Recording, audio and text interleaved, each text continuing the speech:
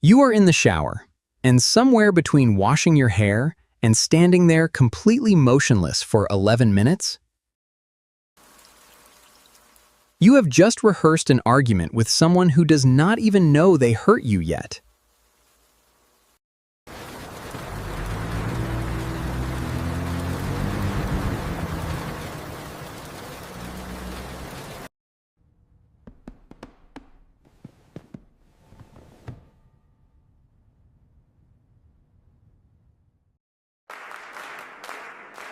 Everyone in the imaginary room is quietly impressed.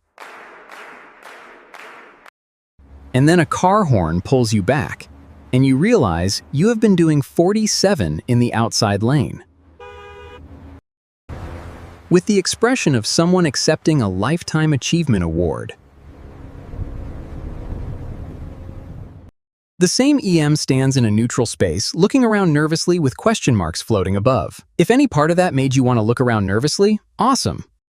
Because there is something that happens inside a specific type of mind, and it is hardly talked about accurately.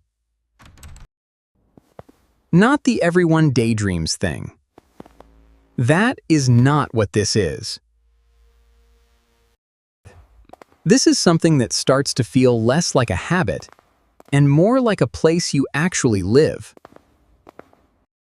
And the reason it doesn't get talked about properly is because the people who experience it are usually the last ones to think anything is wrong. Because from the inside, it feels less like a problem and more like relief.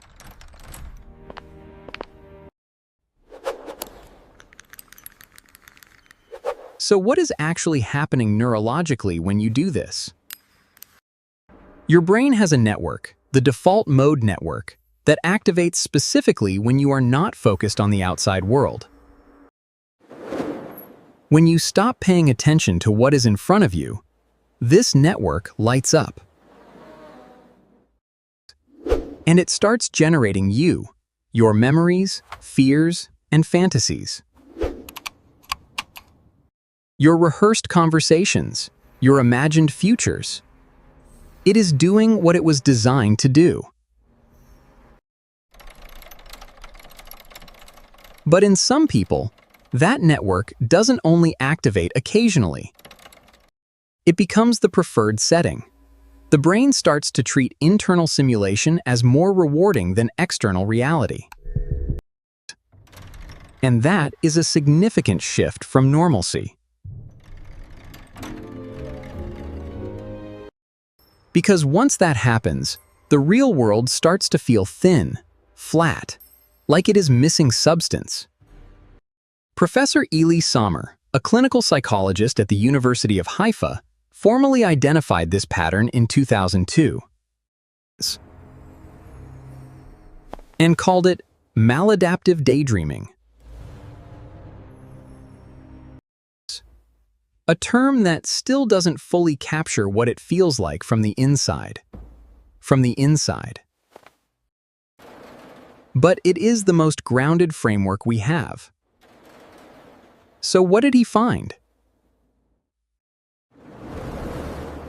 Well, it is that maladaptive daydreaming isn't just a distraction. People were spending hours, sometimes the majority of their waking day, inside narratives they had built entirely in their own minds. Detailed worlds, recurring characters, plots that evolved over months and years. And almost all of them had one thing in common. The fantasy world gave them something the real world hadn't. And not escapism in the lazy, dismissive way people use that word, like you are avoiding responsibility. It is more that the imagined scenarios tend to give people control, emotional resolution, or a version of connection. That felt safe in a way real relationships hadn't. You can pause a fake conversation. You can rewind it. You can make the other person finally understand in a way that the actual human in your life never quite did.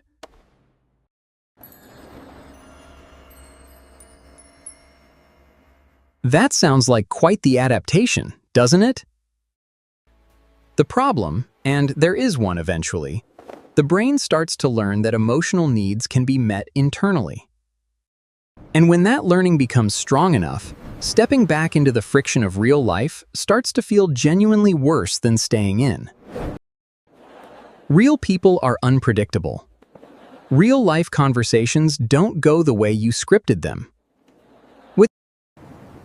Intimacy is terrifying and slow and involves a lot of sitting with uncertainty. The daydream never disappoints you that way, so you keep going back. And people don't expect it. It is not about being creative. Some of the most imaginative people in the world don't actually do this. And some people who have never written a word of fiction in their lives do it compulsively, every single day. It is not based on intelligence either. The research suggests higher absorption, which is the personality trait linked to deep immersive focus, is a factor. This means the people most prone to this are often the same people who get completely lost in music, or can't watch a film without feeling genuinely wrecked afterward. They feel everything more intensely, so they built a room where they could feel things on their own terms.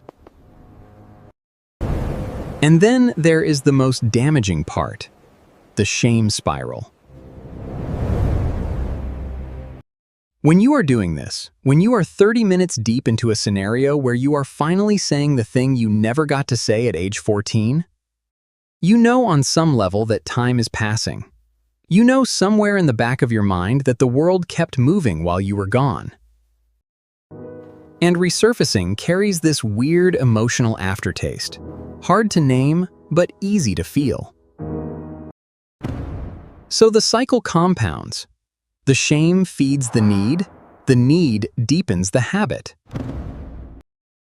And the habit starts to take up more and more of the space where your actual life is supposed to be happening. But that doesn't mean this is inherently a flaw. Not even a little bit. The people who develop this pattern are statistically people who, at some point, needed an exit door that the real world wasn't providing. Maybe their home wasn't safe, or they were chronically lonely in environments that were supposed to feel welcoming.